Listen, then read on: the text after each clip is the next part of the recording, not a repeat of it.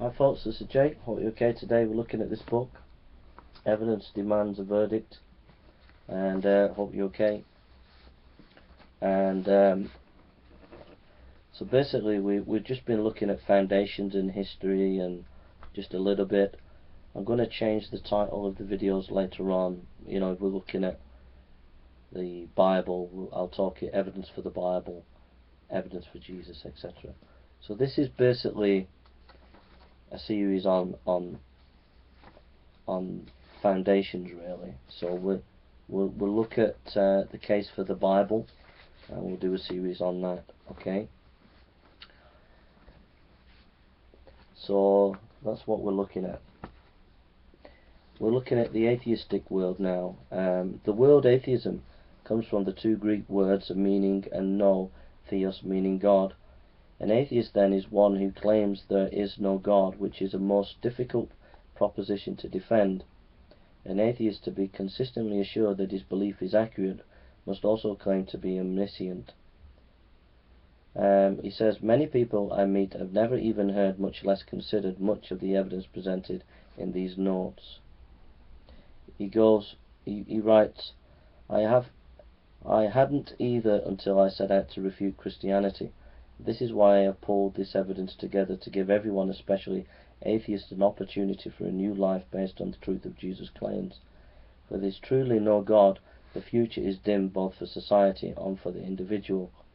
Consider Dostoevsky's brilliant portrayal of culture without God in the brother Karamazov. But what will become of men then without God and immortal life? All things are lawful then. They can do what they like. Didn't you know?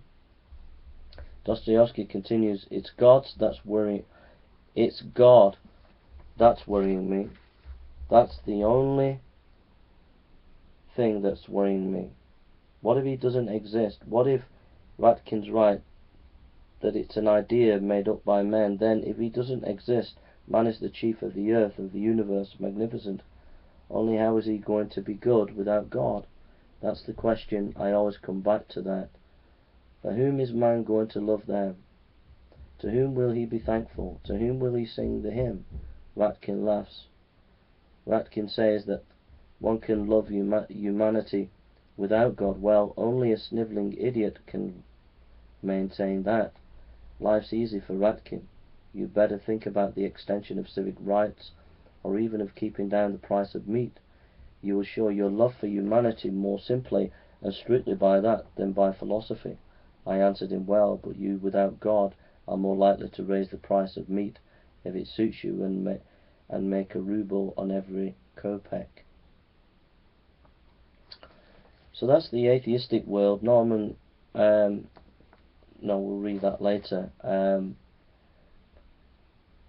I've studied atheism for like 3 years in depth, and a couple of questions for the atheist would be, how do you get morality as an atheist? If you say, well, we get it by the majority, well, what if the majority believes that rape's okay? So majority rules doesn't solve your problem of objective morality. In other words, it's impossible, and Dostoevsky and Jean-Paul Sartre and other famous writers and thinkers realize that without God there is no morality, and that's the atheistic will for you. Alright, thank you for listening, and take care.